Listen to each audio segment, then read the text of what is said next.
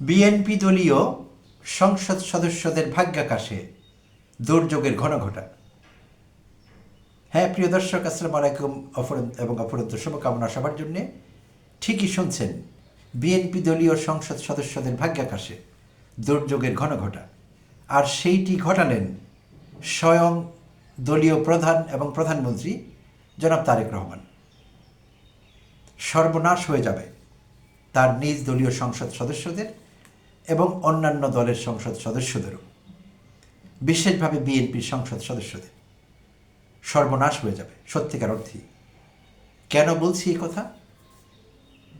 আমরা জানি একেবারে বাংলাদেশ স্বাধীন হবার পর থেকেই সংসদ সদস্যরা নানাভাবে রাষ্ট্রীয় সুযোগ সুবিধা নিয়েছেন।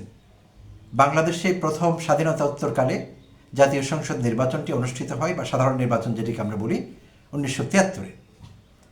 তো সেই নির্বাচনটিও কিন্তু প্রাসঙ্গিকভাবে বলতে হচ্ছে, যেটিকে আমরা ফ্রি অ্যান্ড ফেয়ার বলি, সেরকম ছিল না। সেই 73-এর নির্বাচনও কিন্তু পক্ষপাতদুষ্ট ছিল। তখনও ইলেকশন ইঞ্জিনিয়ারিং হয়েছে, ভোট রিগিং হয়েছে। আর সেইটি পরিচালিত হয়েছিল, তখন রাষ্ট্র ক্ষমতায় ছিলেন শেখ মুজিবুর রহমান। তিনিই প্রথম দেখান আমাদের কী করে ইলেকশন ইঞ্জিনিয়ারিং করতে হয়, ভোট রিগিং কী জিনিস, করলে কী বেনিফিট আছে, সেসব তিনিই দেখান আমাদের। তো যাই হোক, তো সেই 73-এর সংসদ থেকে শুরু করে এই ত্রয়োদশ জাতীয় সংসদ নির্বাচন পর্যন্ত, তো এখনকার এমপিদের আমরা এখনো দেখার সময় পাইনি। সো আমরা বলবো, দ্বাদশ জাতীয় সংসদ নির্বাচন পর্যন্ত যতগুলো সাধারণ নির্বাচন হয়েছে এবং যতজন মানুষ সংসদ সদস্য নির্বাচিত হয়েছেন বিভিন্ন সময়ে, তারা নানাভাবে রাষ্ট্রীয় সুযোগ সুবিধা নিয়েছেন। কিছুটার জন্য তারা এনটাইটল ছিলেন, নিয়ম অনুযায়ী প্রাপ্য ছিল তাদের, সেটি তারা নিয়েছেন, বেতন ভাতা। এর বাইরে তাদের ফ্রিঞ্জ বেনিফিটসের কোনো অভাব ছিল না, যেটিকে আমরা বলি প্রান্তিক সুবিধাদি। নানা রকম ফ্রিঞ্জ বেনিফিটস, তালিকা করে শেষ করা যাবে না। তো এর মধ্যে সবচাইতে বড় ফ্রিঞ্জ বেনিফিট হলো প্রজেক্ট। এমপিদের তত্ত্বাবধানে নানা প্রজেক্ট বাস্তবায়িত হয় নিজ নিজ সংসদীয় আসনে বা কনস্টিটিউশনতে। তো সেইটিতে এই প্রজেক্টের টাকা খরচের বিষয়টি কোটি কোটি টাকা তাদের হাত দিয়ে আসা যাওয়া করে। তো তারা কখনো বাধ্য হন না কাউকে দেখাতে কত টাকা তার প্রজেক্টের জন্য তিনি পেয়েছিলেন, কত টাকা ব্যয় করেছেন, কত টাকা বেঁচে আছে, এবং যে ব্যয়টি করা হয়েছে সেটি ঠিকঠাক হয়েছে কিনা, এই জবাবদিহিতা কখনোই এমপিদের ছিল না। ফলে এই যে জবাবদিহিতাহীনতার মহা সুযোগ তারা নিয়েছেন যুগে যুগে, গত 54-55 বছরে। তো এইটি সবাই জানি আমরা। আর সেজন্যেই এমপি হবার জন্যে, জনসেবা করবার জন্যে, তরুণদের থেকে শুরু করে মধ্যবয়সী, বৃদ্ধ, সব বাংলাদেশের বেশিরভাগ নাগরিকের মধ্যে রাজনীতির সঙ্গে যারা যুক্ত বিশেষভাবে, তাদের মধ্যে এক ধরনের উদগ্র প্রতিযোগিতা ছিল যে এমপি হতে হবে। অর্থাৎ রাজনীতি করবার গোলই ছিল এমপি হওয়া।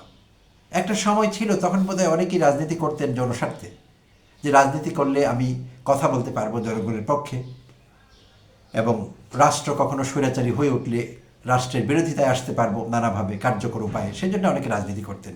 সেটি অতীত, ওয়ান্স আপন আ টাইম। তো এইটি এখন আর নেই, অন্তত বাংলাদেশের ইতিহাসে গত 54-55 বছরে তো হয়নি সেটি। তো সেই সংসদ সদস্যরা প্রথম একটি বিশেষ সুবিধা পেতে শুরু করেন 1987 সাল থেকে। আর সেইটি ছিল প্রয়াত স্বৈরাচারী শাসক এইচ.এম. এরশাদের আমলে। ট্যাক্স ফ্রি গাড়ির ব্যবস্থা করেন, ডিউটি ফ্রি গাড়ি। সংসদ সদস্যরা ডিউটি ফ্রি গাড়ি পাবেন। তো স্বৈরশাসক এরশাদের এটি করবার যথেষ্ট কারণ ছিল, এমপিদের প্রলুব্ধ করা, আকৃষ্ট করা, বেনিফিট দিয়ে দলীয় আনুগত্য আদায় করা। তো সেই জন্য তিনি সেটি করেছিলেন। সেখানে জনস্বার্থ কোথায় ছিল আমরা জানি না, বাট তিনি এই সুযোগটি হঠাৎ করে তৈরি করলেন সংসদ সদস্যদের জন্য, যে সংসদ সদস্যরা ট্যাক্স ফ্রি গাড়ি পাবেন। তো সেই থেকে তারা পেয়ে আসছেন, আর রাষ্ট্র হারিয়েছে কোটি কোটি টাকার রাজস্ব। আচ্ছা, আর সেই 73-এর সংবিধানের পর থেকেই, অর্থাৎ প্রথম যে সাধারণ নির্বাচন হলো, শেখ মুজিবের কথা বলছি, তিনি কার্যত ক্ষমতায় ছিলেন 72 সাল থেকে, 72 থেকে 75 পর্যন্ত। তো সেই সময়টিতে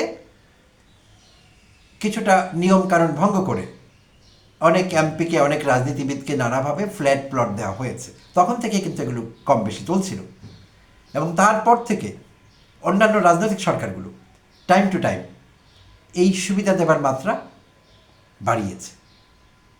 এবং একটি সময় এটি প্রতিষ্ঠিত হয়েছে যে কোনো মেম্বার অফ পার্লামেন্ট হলেই তিনি একটি প্লট পাবেন, সরকারি প্লট, এবং ডিউটি ফ্রি গাড়ি উপভোগ করবেন। তো সেটি চলছে মহা ধুমধামে। ইন্টারেস্টিংলি আমরা অনেকে 111 সরকারের নিন্দা করি, খুব খারাপ সরকার, খারাপ কারণে এসেছিলেন, তাদের ইল ইন্টেনশন ছিল, মিলিটারি বেকড গভর্নমেন্ট বলি আমরা। তো ফখরুদ্দিন মনিউদ্দিনের সরকারের কথা বলছি। তো সেই 111 সরকারটি, সেই সরকার কিন্তু তাদের সময়টিতে এমপিদের ডিউটি ফ্রি গাড়ি নেবার বিষয়টি বন্ধ রেখেছিলেন। এমপিরা সেই সুবিধা তখন নিতে পারেননি, সাহসও পাননি। কোনো এমপি মন খুলে প্রাণ খুলে এই কথা বলবার সাহস দেখাননি যে আমার ডিউটি ফ্রি গাড়িটি কোথায়। সেই সাহস তো দেখাননি, বরং তাদের নিজের দামি দামি গাড়ি, কোটি কোটি টাকা দামের তাদের যে গাড়ি ছিল, যেসব গাড়ি নিয়ে তারা শো ডাউন করতেন, তাদের নির্বাচনী এলাকার জনগণকে ভয় দেখাতেন, দেখো আমার গাড়ি কত দামি, আমি মানুষ কত দামি। তো সেই গাড়িগুলো অনেকে মালিকানা অস্বীকার করেছিলেন। প্রিয় দর্শক শ্রোতা, আপনাদের জানা আছে রাস্তায় কোটি কোটি টাকা দামের গাড়ি পড়েছিল, মালিকানা দাবি করার কেউ ছিল না, বলেছে আমার না, আমার না, এই গাড়ি আমার না, যান বাঁচাও আমার। টাকার বস্তা পড়েছিল এখানে ওখানে, খালে বিলে, কালভার্টের নিচে, বাসায় রাখতে সাহস পাননি অনেকে, কারণ যে কোনো মুহূর্তে রেইড হতে পারে, ঝামেলায় পড়তে পারেন।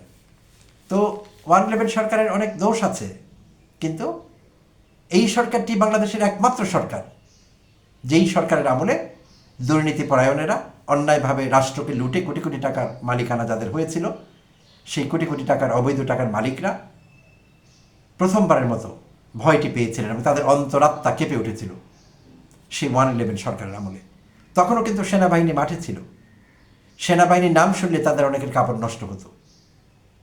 কিন্তু আমরা দেখলাম এই 18 মাসে অন্তর্বর্তীকালীন সরকারের সময় অধ্যাপক ইউনূসের নেতৃত্বাধীন সেনাবাহিনীকে কেউ ভয় পায়নি, বা সেনাবাহিনী ভয় দেখাতে পারেনি কাউকে। সব অপরাধগুলো হয়েছে, চাঁদাবাজি বিশেষভাবে র্যাম্পেন্ট ছিল, চাঁদাবাজি এবং করাপশন কোনো জায়গায় কমেনি। সরকারি অফিস আদালত কোথাও কেউ ভয় করেনি করাপশন করতে, বরং ক্ষেত্র বিশেষে আগের চেয়ে বেড়েছিল। তো যাই হোক, সে কথা না, মূল কথায় ফিরে আসি, সরকারি প্লট এবং ডিউটি ফ্রি গাড়ি। তো শুধু একবার সেই 111 সরকারের সময় 2007-08 কথা বলছি, সেই সময়টিতে শুধু ট্যাক্স ফ্রি গাড়ি মন্ত্রীরা নেননি, নিতে পারেননি, আসলে সাহস পাননি, আর বাকি সময় সবসময় তারা নিয়েছেন। তো এবার গত বছর সোহরাওয়ার্দী উদ্যানে জামায়াত ইসলামের যে মহাসম্মেলনটি হয়েছিল, সেই সম্মেলনে জামায়াত আমির ডাক্তার শফিকুর রহমান ঘোষণা দিয়েছিলেন যে জামায়াত ক্ষমতায় গেলে সংসদ সদস্যরা ডিউটি ফ্রি গাড়ি এবং সরকারি প্লট নেবে না। তখন অনেকে তাকে সিরিয়াসলি নেইনি আমরা, যে এটি কথার কথা।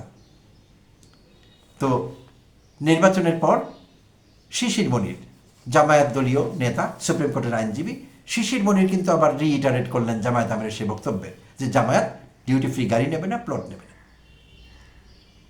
তো আমরা খুশি হলাম, দেশের মানুষ জানলেন যে তারা আগে যা বলেছিলেন, তারা এখন সংসদ সদস্য হয়েছেন অনেকেই, তারা আগের কথায় থাকবেন। জামায়াতের নিজ দলীয় 68 জন আছেন, সর্বসাকুল্যে জোট সহ 77। তো তারা আবার ঘোষণা করলেন তারা এই সুবিধা নেবেন না, গরিব রাষ্ট্র থেকে এই সুবিধা তারা চান না। তো ইমিডিয়েটলি বিএনপি রিঅ্যাক্ট করেছে পজিটিভলি। তো তারেক রহমান সাহেব ঘোষণা দিলেন, সেটি 17 ফেব্রুয়ারি যেদিন শপথ গ্রহণ হলো সেদিনও দেওয়া হয়েছে, মির্জা ফখরুল সাহেব প্রেসকে জানিয়েছেন। তারপর দিন তারেক রহমান সাহেব মন্ত্রিপরিষদ বৈঠকেও তিনি উল্লেখ করেছেন যে তিনি এবং তার দলের এমপিরা ডিউটি ফ্রি গাড়ি নেবেন না, সরকারি প্লট নেবেন না। তো এখন কথা হলো, এই প্রচলিত রাজনৈতিক দলগুলো, বিএনপি এবং আওয়ামী লীগের কথা বলছি বিশেষভাবে, তো এই দলগুলোতে রাজনীতিবিদেরা মুখিয়ে থাকেন কখন এমপি হবেন, এই সুবিধাগুলো নেবেন। তো তারেক রহমান সাহেবের এই ঘোষণায় তাদের মাথায় আকাশ ভেঙে পড়লো, অনেকের মাথায়। বিএনপি দলের অনেকের সঙ্গে কথা হয়, তারা কেউ হাসি ঠাট্টা করেন, কেউ কষ্ট পান, যেটা কি হলো, প্রধানমন্ত্রী এটা কী করলেন, তারেক রহমান সাহেব এই ঘোষণা কেন দিলেন, জামাত দিয়েছে ভালো কথা, আমাদের কেন নেওয়া লাগবে সেইটি। অনেকে আবার বলছেন তারেক রহমান সাহেব এখন কি করবেন, তিনি তো মাইনকা চিপায় পড়েছেন, কারণ জনগণের কাছে পরিষ্কার হয়ে যাবে যে জামায়াত সদ্য রাজনীতি করে, তাদের চোখে লোভ লালসা দেখা যাচ্ছে না, রাষ্ট্রীয় সুবিধা তারা নিতে চাচ্ছে না, যদিও এই সুবিধাটি অন্যায় না, কিন্তু অনৈতিক গরিব রাষ্ট্রের কাছ থেকে এইসব সুবিধা নেয়। তো বাধ্য হয়ে তারেক রহমান সাহেবকে এই ঘোষণা দিতে হয়েছে মুখ রক্ষা করবার জন্য, অনেকে বলছেন সে কথা। বাট তারপরও আমি তারেক রহমান সাহেবকে ধন্যবাদ দেব, লোক দেখাবার জন্য হলেও, জামায়াতের এই কঠিন সিদ্ধান্ত নেয়ার কারণে তার প্রেক্ষিতে বাধ্য হয়ে হলেও তিনি এমন সিদ্ধান্ত নিয়েছেন রাষ্ট্রের কোটি কোটি টাকা রাজস্ব বাঁচবে এবং সরকারি প্লটগুলো বাঁচবে, আলটিমেটলি এগুলো জনগণের সম্পত্তি। তো তারপর আমি তারেক রহমান সাহেবকে ধন্যবাদ দেব, তিনি কঠিন একটি কাজ করেছেন। আমি জানি অনেক এমপি তার উপর বিরক্ত হবেন, হতাশা তৈরি হবে তাদের মধ্যে, তারা কষ্ট পাবেন, কারণ এই সুবিধার জন্যই অনেকে এমপি হয়েছিলেন। তো সেটি রাস্তা বন্ধ হয়ে গেল। তো এইভাবে একে একে এই রাস্তাগুলো যদি বন্ধ হয়ে যায়, লুপ হোলসগুলো যে কারণেই হোক, যেই দলের হাত ধরেই হোক, এবং অন্যরা তাকে ফলো করলেও আমাদের দেশের জন্য ইভেনচুয়ালি সেগুলো ভালো। আর এই ভালো সিদ্ধান্তগুলো আসতে থাকলে এক সময় দেশের রাজনীতিতে রাজনৈতিক গুণগত পরিবর্তন আমরা দেখতে পাবো, কোয়ালিটি যুগ হবে। সো প্রিয় দর্শক শ্রোতা, ধন্যবাদ সঙ্গে থাকবার জন্য। আবারও কথা হবে অন্য কোনো এপিসোডে।